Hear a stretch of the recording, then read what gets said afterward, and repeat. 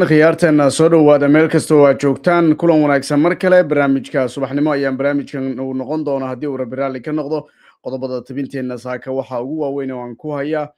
macalinka cusub ee kooxda kubadda cagta Real Madrid oo lagu kala baxayo isla markaana aakhirkii la ogaan doono macalinkan Jose Mourinho maxaad ka ogtahay wararkii ugu waaweyn ee uguna dambeeyay ayaan sidoo kale ku haya kusoo gudbin doonaa Cruz oo isagu tusaale siiyay xidigaha kooxda kubadda cagta Real Madrid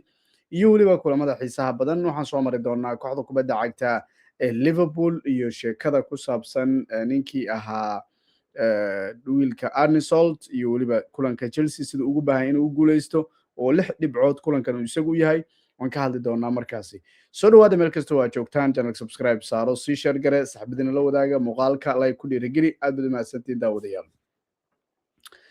aanu ku bilownay ninka la yiraahdo marka Perez ayaa dooranaya ninka la yiraahdo Mourinho inuu macallin uga dhigo kooxda kubadda cagta ee Real Madrid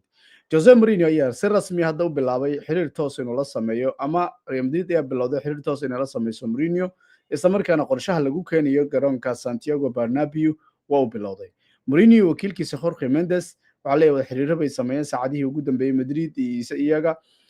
Mourinho waxa la sheegay in si weyn uu doonayo markale inuu ku soo laabto kooxda kubadda cagta Real Madrid isla markaana mudnaan gaar ah uu siinayo kooxdaasi marka loo eego kooxaha kale isla markaana waxa jirta Benfica in xaaladda Mourinho ay ka warqabto wali qandaraas ayuu kula jiraa balse lacag lagu fasaxi karo dhamaadka xilciyaareedka ayaa jirta go'aanka ugu dambeeya waxa iskale baa leeyahay Fabrizio Romano uu leeyahay ninka la yiraahdo Perez kaasoo go'aamin doona heshiiska in la dhameystirayo iyo in kale markaa warbixintu waxay sidoo kale sheegaysaa fursadaha hadda tababarayaasha ama tababaro lagu magacaabayo isaga wax ka roon ma jiro Alvaro Arbeloa weli way yartahay fursadda uu haysto isagu markaa diyaar kooxdu waxay u tahay inay isbedel samayso sidoo kale Klopp baa la sheegay qorshihiisu ma inuu isagu tababaro ku soo laabto Madrid haddana diyaar uma inuu qabto markaa haligii hore Toni Kroos isaguna waxa lagu warramay inuu xiiseynayo inuu ku laabto kooxda isagoo qayb ka noqonaya maamulkii shaqaalaha farsamada madaxweyne Perez ayaa aaminsan in Toni Kroos uu ku soo kordhin karo hagid khibrad iyo weliba saameyn wanaagsan ciyaartoyda ka caawin karta dhinaca maskaxda iyo weliba nidaamka markaa dhinaca kale David Alaba ayaa isaguna ka tagay xilciyaareedka marka isku soo wada duub nadiga kubadda cagta Real Madrid guud ahaan isbedel weyn ayaa lagu sameyn doonaa xilciyaareedka xidiga badan ayaa ka tagi doona arrinta ku saabsan saacadihii ugu dambeeyay waxaa jiray Valverde iyo weliba ninkii Tchouaméni sheekada classica ka hor Valverde ma ciyaari doono waa la busbuusay ninkii meel kasta waa aragtay tanag ama bir ama kala inta loo qabtay la busbuusay saxan miyaa le ninkii meel banaan mar haddii laga waayo waa eedaysa Soomaa waxa leeyahay Valverde feerka inkastoo uu ku dhacay laakiin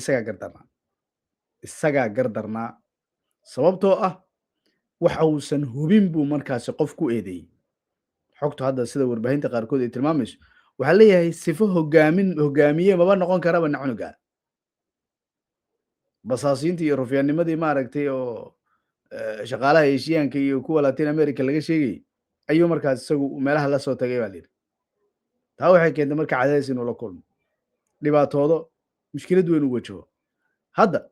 waxa leeyahay nadiga kubadda cagta Real Madrid warkoodu waa cadiya 500 kun baa la ganaaxay mid kasta wala socotaanba 500 kun jug ka kale 500 kun jug ma rabtaa inaad heshiisana loo saala ma diidayna heshiisa ma yeeli doono warkoodu waa cadiya xogihii ugu dambeeyay waxay sidoo kale tilmaamayaan nadiga kubadda cagta Real Madrid in diyaar ay u tahay wada hadalka ninkan inay hirgeliso maalmaha soo aadan markaa ninkan waa ku soo noqon doonaa baa leeyahay Cruz ayaa tusaale u soo qaatay xidigaha kooxda kubadda cagta Real Madrid wuxuu tusaale u soo qaatay ciyaar 60 daqiiqo ku dhawaad Dembele la bedelay Dembele madax fuluq qaba laakiin yaa bedelay Enrique macalinka Enrique wuxuu isagu markaasi ka aragtay ninka 60 daqiiqo la bedelay kursi kadka uu fadhiyo xidigaha buu dhiirigelinay waa sax aqliyadii Dembele inay isbedeshay laakiin Enrique baa jooga Enrique ayaa jooga Barcelona waa fashilnay sababtoo tababare u dhigma Enrique ama markaasi markuu baxay ma keenin mid qowsaar ahay oo looda daajin jiray oo Kike Setien la yiraahdo iyo Ronald Koeman oo isaguna Trump ka holan loo yaqaan iyo wax kale aan ka roonayn bay keeneen maamuli karin laacibinta markaas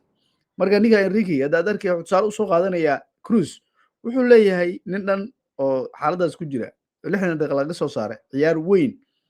ayaa kursiga xidigaa ku dhiirigelinaya maxay idinka qaldan buu leeyahay Real Madrid marka waa wax cajiiba markaasi macalinka kooxda kubadda cagta ee Arsenal waxa uu isagu rabaa ninkan inuu isagu dagaalamo wuxuu yiri dadka qaarkood waxbay ka dhaliileen buu yiri Arsenal dabaaldegeedii waajib waay buu yiri inaan ixtiraamno marka la eego dhammaan araada weliba meesha saxda aan marka dhigno inta dhigaysaa baa leeyahay meesha ugu saxsan uu yiri aniga maxaan dhigaa waxaan kale Arsenal fursad dahab ay u haysaa sanadkan haddii Arsenal ku guuleysan weyso macnaha waqtiga ku guuleysanaysa ma garan karo absolutely ma garan karo waqti ay qaadayso koob waqti ay ku fakarayso waqti markaa la dhihi karo koob bay qaadi doontaa ani ma garan karo adna ma garan kartid cid kalena ma garan karto marka waa sugi doonaa xogtii ugu dambeysay ninka la yidhaahdo Moises Caicedo ayaa markaasi leeyahay wuxuu yidhi horto bandhigyada kulamadii ugu dambeeyey ma fiicneen buu yidhi hadda maanta fursadaan haysanaa buu yidhi aan wax ka baranno oo aan ku saxno si wanaagsan si aan markaa waddada u qabsano marka mustaweyna ma fiicneen buu yidhi yani maalinba si ayaanu ahayn mar walboo la rabay heerkii la rabay inaan markaa kasoo muuqano maba kasoo muuqan jirin buu yidhi anagu markaas Liverpool iyo Chelsea waa maanta ciyaari doona sidoo kale Marzaville maanta Liverpool waxay ku kalsoon tahay inay heli doonto isla markaana ninkan uu isagu noqon karo ninka markaasi labada kooxoodba macnaha Liverpool maanta matali doona in ka hortagi kara kooxda kubadda cagta ee Chelsea imtixaan adag baa u yaala Liverpool waxay rabtaa boss Champions League Chelsea-na boss Champions League bay rabtaa mid kasta midda kale waxay rabtaa boss iyo kaalin loogu soo baxo Champions League ma heli doontaa Allahu yaclam laakiin shaqa baa la iska rabaa yaa shaqaysanaya ninkii shaqaysto unbaa heli doona soo ma marka imtixaana u yaala markaas hadday tegi doonaan hadday rabaan waa rabaan horta laakiin hadday heli doonaan iyo haddii kale waqtigii baa noo sheegaya haddaba halkan waan kugu soo bandhigi doonaa labada naadi ayaa maanta ciyaari doona iyagaaba lagu furi doonaa sabtidan marka ciyaartu waxay ka dhici doontaa qalcadda Anfield weliba waxaa lagu leeyahay saddexdii kulan ee ugu dambeeyey waxaa guuleysanaysay kooxda kubadda cagta ee Chelsea laba kulan oo ka mid ah xilaareedkii lasoo dhaafay 6 dhibcood baa laga urursaday May 4teedii 3-1 October 4teediina waxaa laga ka urursaday marka 2-1 looga adkaaday Liverpool marka Liverpool waxay guul dareysatay laba ka mid ah saddexdii kulan ee ugu dambeeyay Premier League ay la ciyaareen Chelsea laakiin Chelsea-daas iyo Chelsea-dan maanta waa liitaa Liverpool waxay ku jirtaa kaalinta afraad waxay leedahay 58 dhibcood kooxda kubadda cagta Chelsea waxay ku jirtaa kaalinta sagaalaad 48 dhibcood bay leedahay yani labada naadi 10 dhibcood baa u dhaxaysa sidaas daraaddeed Chelsea waxay u baahan tahay inay soo yareyso farqiga gaabka 48 hadday soo badiso Brentford iyo waxaan waa ciriirisan karaan shan naadi baan u soo baxay sanadkan marka Liverpool waxay ka cararaysaa Aston Villa oo iyagu isku dhibca yihiin kaalinta afraad shanaad rabto waayo una Emery Fieri khaatamada Ilaahay ka xumay maqli jirtay gabagabadii baa ka xumaatay maxaa yeelay bilowgiisii cajiib ah aad buu wanaagsanaa kulamo badan buu unbelievable ahaa laakiin hadda asaa iska qaribay ninkii uu fadhido u toosan tahay 180 darajo ay wax isbedeleen wareer buu ka qaaday wixii xaalad jaha wareera ninkii waxba isugu toosi waayeen dhibaato bil jumla yacni wareerkii adduunka ayaa markaas uu isagu galay marka waa sugi doonaa xogtii ugu dambeysay ayaa sidaasi tilmaamaysa marka nadiga kubadda cagta Chelsea maanta waan arki doonaa laakiin waxaan anigu qiyaasaya Liverpool maanta inay badin karto 3-1 ay ku badin karto marka Liverpool waa xun tahay laakiin tan baa ka sii xun Chelsea baa ka sii xun marka oo mustawa heerkay soo bandhigaysan ka hadlayna marka waa sugi doonaa maanta waxaa jiri doonta sidoo kale kooxda kubadda cagta Man City iyo Brentford soo dhawaada walaalayaal idinka horyaalka almina horyaal ma rabtaane annaga horyaalka naga qaribina ilaa maalinta ugu dambeysay gaarsiiya dadka ku raaxaysanaya horyaalka labada dhinac ma taageeraan iyagu waxay rabaan inay daawadaan horyaal lagu raaxaysto lagu tartamo Brentford waa dhibaato badan tahay 16 jeer bay kulameen labadoodu 4 jeer waxaa badisay Brentford 10 waxaa badisay Man City sidaas daraaddeed nadiga kubadda cagta Man City iyo Brentford itixaad bay ka dhici doontaa laakiin ma saadaalin kartid dadkan ma la saadaalin karo Man City waa la marka caawa ciyaarteedu waxaa la rabaa kooxda kubadda cagta Man City in ay iska tiiriso Brentford si ay u tiiriso Arsenal ilaa kulanka ugu dambeeya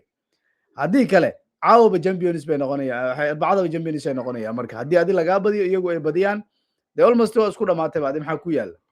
champions ay noqonayaan marka taariikh weyn ayaana dhici doonta markii ugu horreysay bay noqonaysaa tan iyo sanadkii 2000 ayaa waxba isbedeli doona taariikh weyn bay noqonaysaa runtii haddii tallaabadaas ay dhacdo maanta